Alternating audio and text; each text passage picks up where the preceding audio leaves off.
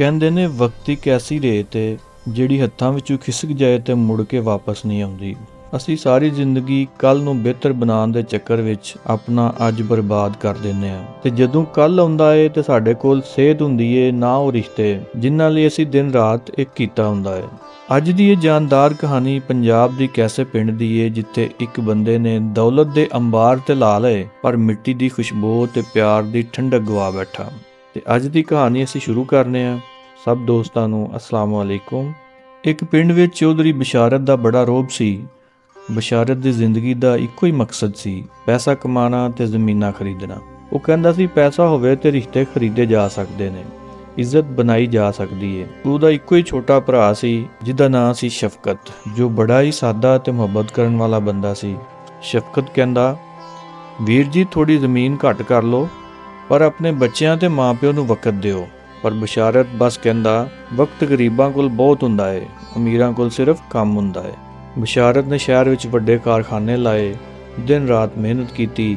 ਉਹਨੇ ਆਪਣੇ ਬੱਚਿਆਂ ਨੂੰ ਮਹਿੰਗੇ ਸਕੂਲਾਂ ਵਿੱਚ ਪਾਇਆ ਪਰ ਉਹਨਾਂ ਨੂੰ ਪਿਆਰ ਨਾ ਦੇ ਸਕਿਆ। ਜਦੋਂ ਉਹਦੀ ਮਾਂ ਬਿਮਾਰ ਹੋਈ ਤੇ ਬਸ਼ਾਰਤ ਨੇ ਸ਼ਹਿਰੋਂ ਵੱਡੇ ਡਾਕਟਰ ਪਿੰਡ ਭੇਜ ਦਿੱਤੇ ਪਰ ਆਪ ਹੀ ਨਾ ਆਇਆ। ਕਹਿਣ ਲੱਗਾ, ਮੇਰੀ ਅੱਜ ਮੀਟਿੰਗ ਏ, ਡਾਕਟਰ ਆਪੇ ਵੇਖ ਲੈਣਗੇ। ਉਸੇ ਦਿਨ ਉਹਦੀ ਮਾਂ ਜਿਹੜੀ ਹੈ ਇਸ ਦੁਨੀਆ ਤੋਂ ਚਲੀ ਗਈ। ਬਸ਼ਾਰਤ ਬਾਅਦ ਵਿੱਚ ਪਿੰਡ ਆਇਆ, ਜਨਾਜ਼ੇ ਵਿੱਚ ਸ਼ਰੀਕ ਹੋਇਆ ਤੇ ਜਨਾਜ਼ੇ ਦੇ ਦੌਰਾਨ ਵੀ ਉਹਦੇ ਫੋਨ ਵੱਜ ਰਹੇ ਸਨ। ਫਿਰ ਵਕਤ ਨੇ ਪਲਟਾ ਖਾਧਾ, ਬਸ਼ਾਰਤ ਬੁੱਢਾ ਹੋ ਗਿਆ ਲੇਕਿਨ ਉਹ ਦਿਲ ਦਾ ਮਰੀਜ਼ ਸੀ। ਇੱਕ ਦਿਨ ਉਹਨੂੰ ਦਿਲ ਦਾ ਦੌਰਾ ਪਿਆ, ਹਸਪਤਾਲ ਵਿੱਚ ਉਹ ਇਕੱਲਾ ਪਿਆ ਸੀ। ਉਹਦੇ ਪੁੱਤਰ ਸ਼ਹਿਰੋਂ ਆਏ ਪਰ ਉਹਨਾਂ ਨੂੰ ਪਿਆਰ ਦੀ ਬਜਾਏ ਵਿਰਾਸਤ ਦੀ ਫਿਕਰ ਸੀ। ਇੱਕ ਪੁੱਤਰ ਫੋਨ ਤੇ ਕਹਿ ਰਿਹਾ ਸੀ, ਪਾਪਾ ਦੀ ਤਬੀਅਤ ਖਰਾਬ ਹੈ, ਪਤਾ ਨਹੀਂ ਵਸੀਅਤ ਕਿੱਥੇ ਰੱਖੀ ਹੈ।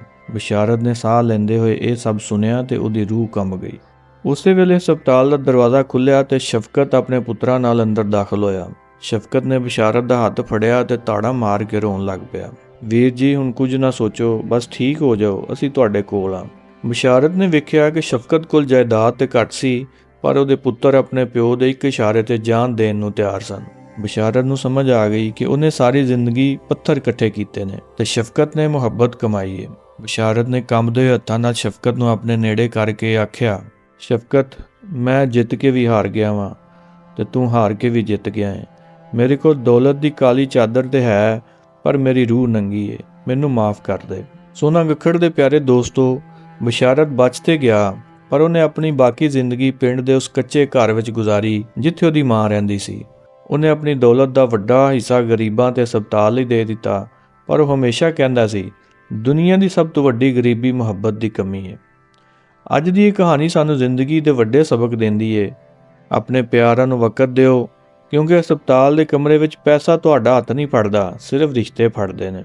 ਅਸਲੀ ਦੌਲਤ ਬੈਂਕ ਬੈਲੈਂਸ ਨਹੀਂ ਬਲਕਿ ਉਹ ਪੁੱਤਰ ਤੇ ਧੀਆਂ ਨੇ ਜਿਹੜੇ ਬੁੱਢੇ ਬਾਰੇ ਤੁਹਾਡਾ ਮਾਣ ਰੱਖਦੀਆਂ ਨੇ। ਕੰਮ ਜ਼ਰੂਰੀ ਹੈ ਪਰ ਕੰਮ ਲਈ ਖਾਨਦਾਨ ਨੂੰ ਕੁਰਬਾਨ ਕਰਨਾ ਸਭ ਤੋਂ ਵੱਡੀ ਬੇਵਕੂਫੀ ਹੈ।